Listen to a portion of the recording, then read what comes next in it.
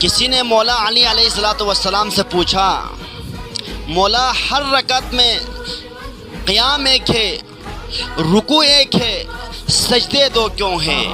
مولا علی علیہ السلام نے قرآن کی آیت پڑھی، سجدے دو اس لیے ہیں جب تم پہلا سجدے کے لیے سر رکھتے ہو تو قرآن پکار کر کہتا ہے منہا خلقناکم، تم اسی مٹی سے بنے ہو۔ قرآن آگے بڑھ کر کہتی ہے جب تم دوسرا سجدے کے لیے سر رکھتے ہو قرآن پکار کر کہتا ہے فیہا نعیدکم، تمہارا واپس لوٹنا بھی اسی مٹی میں ہے۔